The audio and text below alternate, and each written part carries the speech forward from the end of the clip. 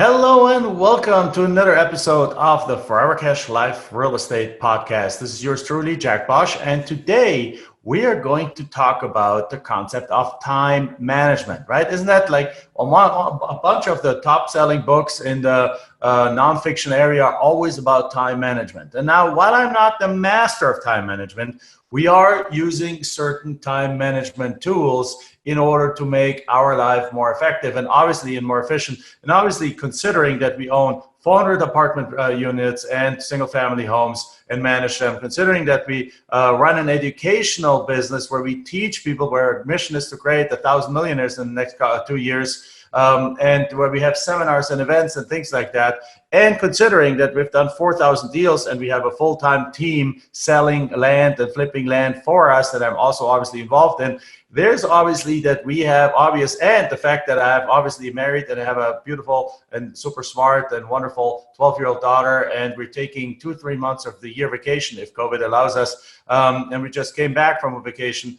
And so considering all of that, there's got to be some time management principles being involved. Otherwise, you just run crazy with all the things that we do. So having said that, here is, I want to go through you today to some of the coolest time management principles that I know. But before we do that, let's get quickly our intro going. Welcome to the Forever Cash Life Real Estate Investing Podcast with your hosts, Jack and Michelle Bosch. Together, let's uncover the secrets to building true wealth through real estate and living a purpose-driven life. All right, so as already said, we are talking about time management today. So time management. So there's multiple things that you can do in time management. Time management can be, I want to separate it into two kind of different things. One is how you manage your year, your quarter, your month, your week, and your day, or let's say your week. And then the other one is how you manage your day. So first of all, let's start big. The first thing we do is we actually put together a year-long plan, which is more or less goals instead of like actual plans. Because a goal, like you can plan for a year, but you got to understand that lots of stuff is going to go different. Like, let's look at it. We're in January, February of 2020. We had very different plans for 2020 than what happened when Corona hit, right? When COVID hit. All of a sudden, COVID hits and your plans change, right? That's very, very normal. But still, we planned a year. Usually, we planned a year around, first of all, the first thing we do is we planned a year around what's most important to us, which is our daughter and which is our personal life, right? So we look at the chunks of the entire year. We look at her school calendar and we go see when does she have vacation. And when she's off from school, that's when we plan vacation trips for us. So Christmas usually we celebrate here. And the day after Christmas, we're gone somewhere for 2 weeks because her school has a 2.5 week break. Right? Spring break, we're usually gone somewhere. Summer, it's like a 2 months break. We're usually gone at least a month or so. Now, having said that, that then drives certain things we do. So if we want to go on a buying spree, if we want to go buy 100 pieces of land, we're not going to schedule that in June, July, and August when we are basically traveling around the world and when our team perhaps needs more of our input in order to purchase properties, right? So we're going to go plan that in the first half of the year, like from January to May, or from August till about November, December, right? So these are just some logical things that you do based on your overall planning of the year. But then there's also something, there's like the natural thing of the calendar year, as Michelle talked, but then there's also these, as Michelle, my wife and business partner, and our structure genius in our company, as she talks about, there's also the unnatural but very useful rhythm of the quarter. So quarter is 90 days long, which is a long time, but it's also very short. It passes very quickly. So in a quarter, we do have goals and what we call them sprints for the quarter. So we basically say, okay, August starts, we are going to go on a sprint from August, September, October, and then, or August, September, 60-day sprint or so. But usually we use like quarters for that.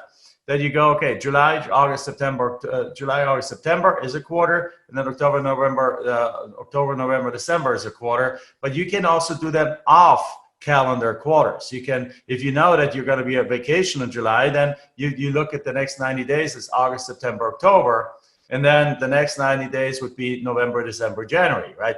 You can do that too. It's not all set in stone, but generally speaking, the annual calendar quarter is a great measure because it's long enough for you to actually accomplish something major. So for example, with our coaching student, it's always our goal that in the first 3 months, they get their first deal, ideally bought and sold. Depends on the speed of that they're progressing. Right? If you do what we ask you to do, and 3 weeks or 3 weeks into starting coaching with us, you have your first deal, your first letters out. Then let's say 4 weeks into it, you have your first offers out. That means 5 or 6 weeks into it, you have your first offer accepted. That means you have another 6 weeks now to sell this property and close on a deal, and you have accomplished the quarter goal. The second quarter then will be about repeating that, scaling that, growing that, and then the next quarter will be about setting systems in place that you can literally scale while having a life of leisure and literally living the life that you want to live. So quarters have their purpose. Right? So, and you can plan quarters, you can go, and even if something goes wrong, a quarter typically is 13 weeks. So if you slack for a week, or you get sick for a week, or something happens for a week, or your in-laws come and visit you for a week, then there's still enough weeks left in the quarter to put the pedal to the metal, to adjust, to catch up, and not lose the goal inside of what the goal was for the quarter. So that's an important concept. Then obviously the month is an important concept, even though we typically don't pay attention to that much. It's more the week as well as the quarter. But obviously the month can be good too, particularly if you have certain like promotions going on. And then ultimately we go down to the week. Now in the week, the week is probably one of the most important, or is probably, if not, could be pretty much the most important concept of all of them, of course, with the day, right? Because if you plan your week right, in consideration of your 13-week month, right? You go from big to small. You set your goals for the year, then you go plan out the month, the quarter, and then based on the quarter, since it says 13 weeks, you go and you know what you need to do this week in order to bring yourself forward towards that goal. It's like a reverse engineering of your goal. So if you want to be at 13 weeks at a deal sold, then you know that this week you got to get counties, then you got to go get lists, then you got to go, and if that takes a week to get the list and filter them down, and then it takes another week to send out the letters, and it takes another week to make the offers, and it takes another 2 weeks to get them accepted, then you can reverse engineer back what you need to do in every week in order to make things happen. Having said that though, like if you train like an athlete, if you operate like an athlete, you also need to make sure that you have built in the proper rhythms of success into your week. So what does that mean? A rhythm of success is something like, if you look at an athlete doesn't, like, even if you think, let's say, a bodybuilder doesn't typically work out 7 days a week, right?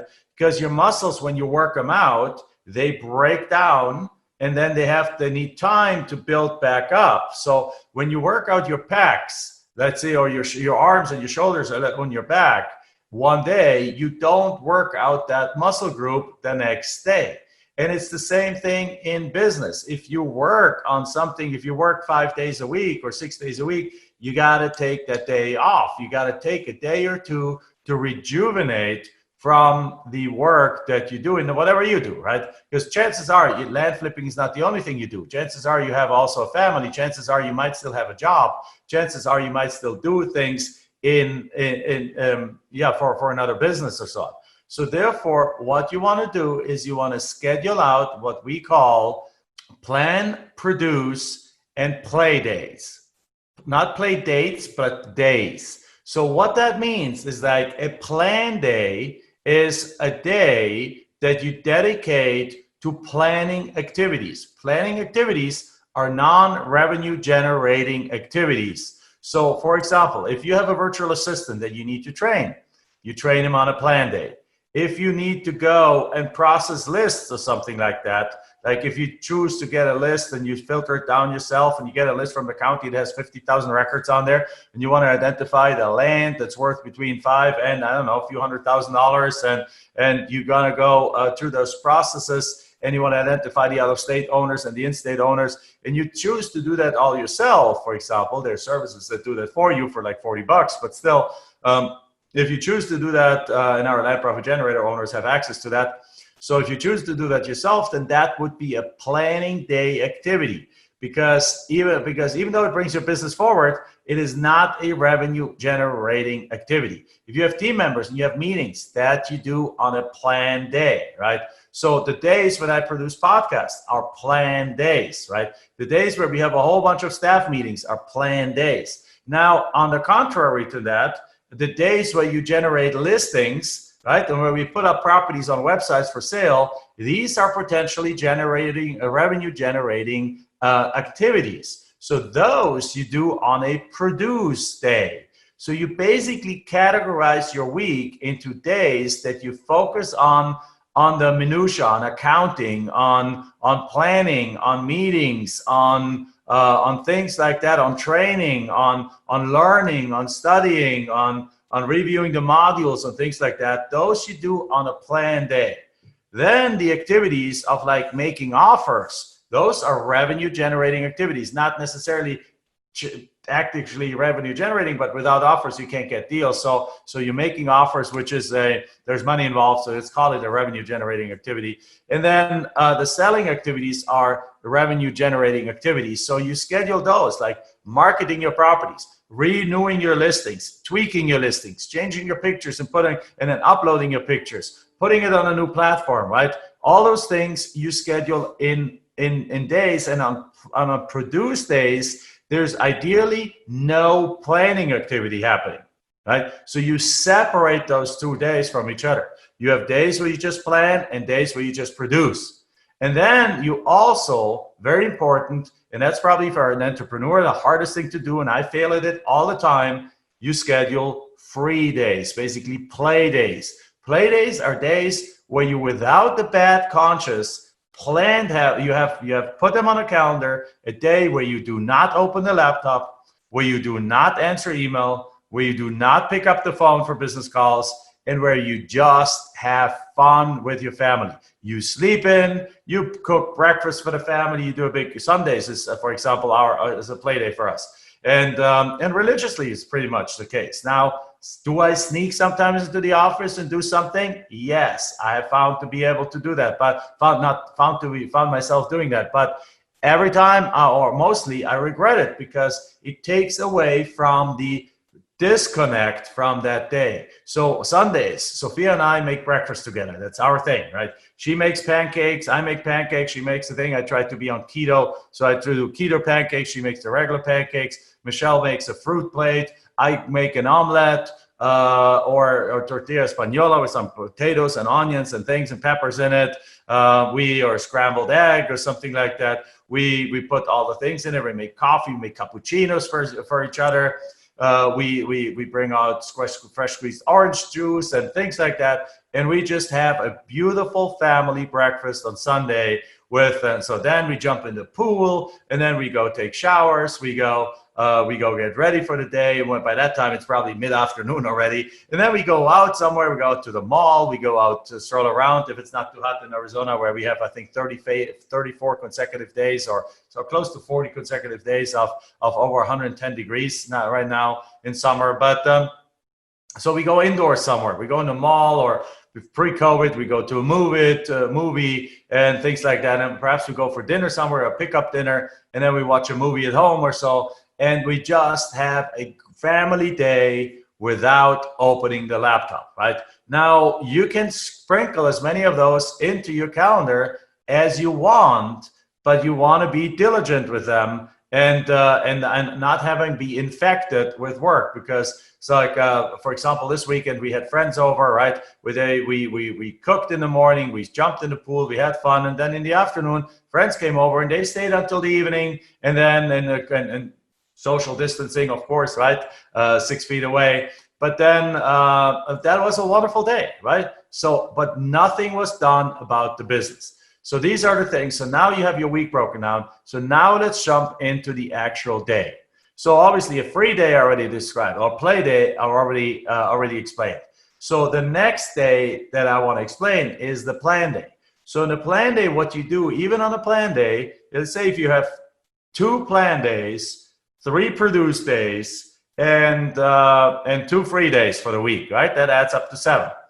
So in the plan days, you don't want to do 17 things every day. Instead, what you want to do is what we call chunk times. So that's another concept. Chunking time means that you schedule yourself up a 2 or 3 or 4 hour window. And yes, you take breaks in between to go grab a coffee. As a matter of fact, let me have a zip. But you schedule yourself breaks in there, but the subject matter that you're working on is the same subject matter for all 2 or 3 or 4 hours.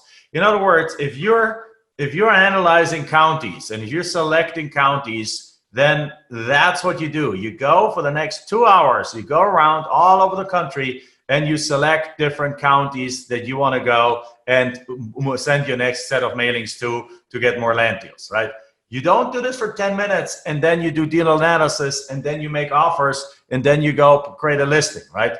No, you select for 2 hours or 1 hour, whatever the timeline that you block for yourself is scheduled for county selection or for deal analysis, right? The offers came in, you need to do deal analysis, you need to do value analysis. That would be a plan activity, right? Because it's not revenue generating. So you schedule a 4 hour window because you got 50 phone calls that came in on your 1,000 letters that you send out yourself.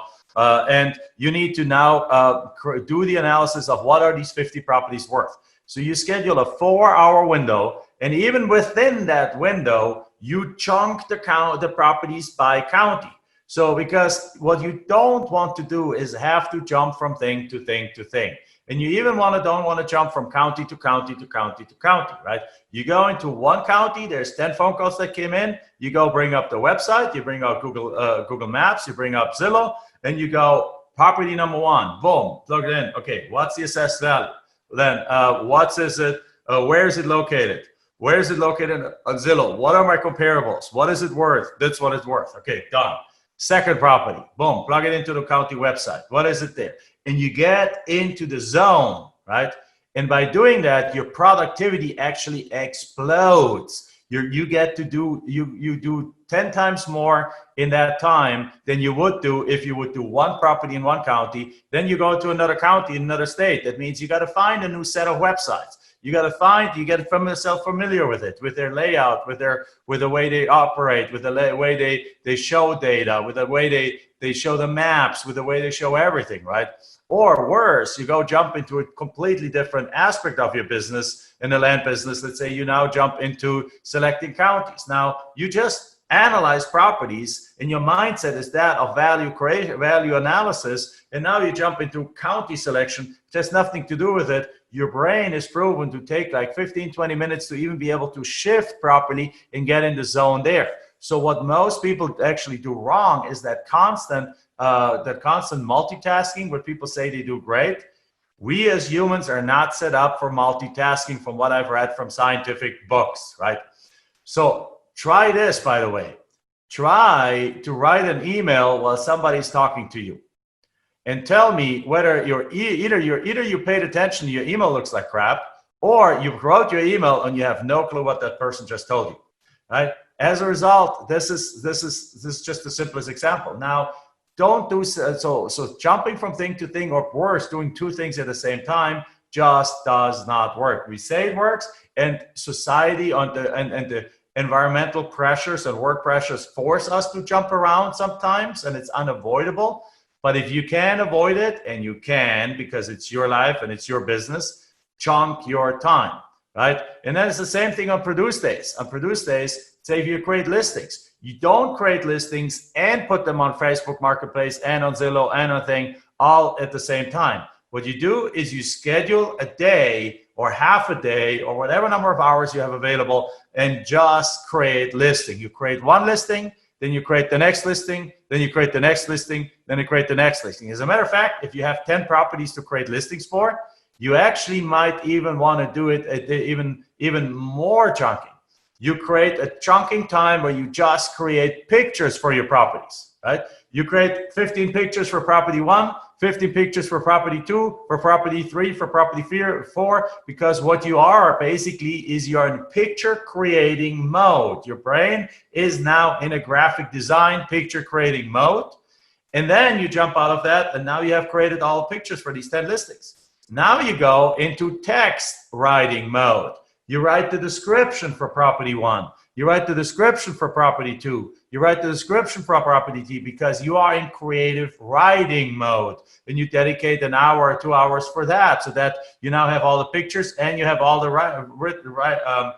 writing done for all the descriptions done for the listings. And then you chunk another 2 hours to put them all together. So you say property 1, text here, right? Graphic text here, right? Now the pictures, boom, boom, boom, line them all up. Property 2, text here. Now the pictures, line them all up. Text here, and then now this is done. That perhaps took an hour to put it together for all 10 properties because you had all the pieces together for it already.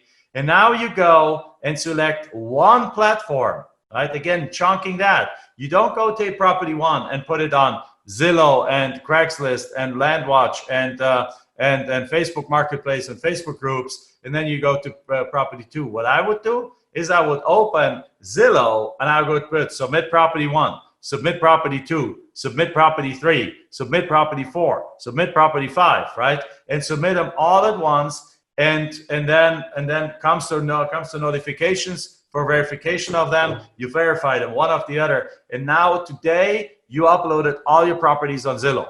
Tomorrow, let's say, or this afternoon, you chunk another time, you take your property listings and you go Facebook Marketplace, upload property 1, upload property 2, upload property 3, exact same thing. So that over the course of a few days or of a few chunks, even if you do them in the same day, you now have your 10 properties listed all over the place. That's how you get stuff done in the best and fastest possible way. Where people get lost if they go put one property in Zillow and then all of a sudden they struggle with Facebook and they spend all day trying to get that property on Facebook. Now the evening comes, and what have you accomplished? You put one property on Zillow, even though you have 10 properties that you could market, and that's all you accomplished. If Zillow worked and you got it on Zillow without problems, then why not put all of them at once, one after the other on Zillow? So if you then move on to Facebook and you struggle, guess what? You accomplished a whole lot. You got 10 properties on one platform, right? So that's the keys. And then if both of them work, you got 10 properties on 2 platforms in one day. And then the next day you got to put them on the other different platforms, like on Craigslist and different places like that. But again, each of these things requires a different train of thought, a different focus, right? Zillow works different than Facebook, than Craigslist. So you go into one train of thought and you do as much as you can in that train of thought and in that area of focus. And this is how you get stuff done.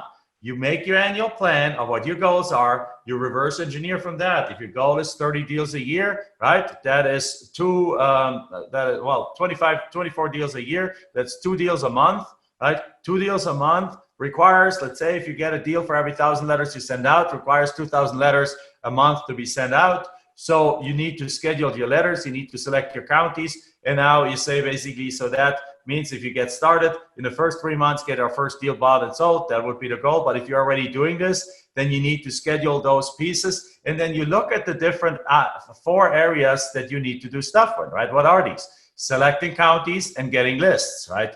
That's our 5 different areas: selecting counties and getting lists, mailing out letters, analyzing deals, and making offers, and then listing the actual sale, right? That's 6 steps. And then obviously there's a 7th step, which is closing the sale, but that is the only one that you cannot really control in terms of when it comes in, because whenever that buyer comes and is ready to buy, that's when you do have to jump out of your structured day and structured week and make that sale happen and get that thing done. But even then, once it's in the title company, you don't have to jump any moment. You schedule a day once a week or once every every 2 days. You schedule some block timers to follow up with title companies on the deals that are in escrow. Even that, you don't just put random leaves like, oh, I got to follow up then. Let me stop what I'm doing. Let me go over there. No, you schedule it in such that you can have it, okay, if they're in the East Coast, you're the West Coast, you do it in the morning. If you're the East Coast, they're in the West Coast, you do it in the afternoon, right? So that you account for time zone changes. But there's other 7 or 6 different areas that you need to do. And ideally, as you do these deals on an ongoing basis, you actually need to do those 6 deals every single week. You need to send out letters every week. You need to not select counties every week. Perhaps you only do that once a month or once every 2 months, right? To expand your business. So it's down to like 5 things now that you have to do every week, which is getting more lists over to the mailing house, right? Sending out more letters. That's could actually even be combined. So now it's down really to 4 areas, right? That you do every week. You send out new letters. You get you analyze deals. You make offers. And you create listings and you update your listings. Those are the 4 things that you need to do on an ongoing basis, added by occasionally selecting new counties and getting new lists, and by obviously talking to buyers and selling this property. So if you do that, if you look at your week, you say, okay, like Mondays, I send out new letters. Tuesdays, I analyze properties, right, and make offers.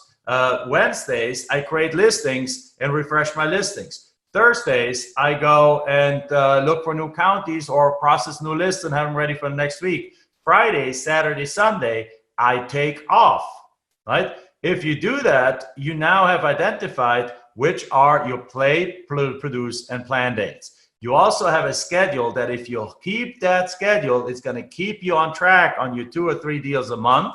And it's going to keep you on track for your quarterly goal, and it's going to keep you on track for your annual goal. And if after a quarter you see that you're falling behind on your goal, you can make the adjustments because you have 3 more quarters left for the year. You can increase your mailings, or if you see that you're ahead of your goal and you don't really, you want to either adjust your goals or you really truly only want to do 25 or 24 deals, you can reduce your number of mailings. You can reduce your number of effort in order to get there, or just level up and then readjust your goals in order to now get to 50 deals a year, whichever you really want to get to. I hope that makes sense. That concludes our podcast right now.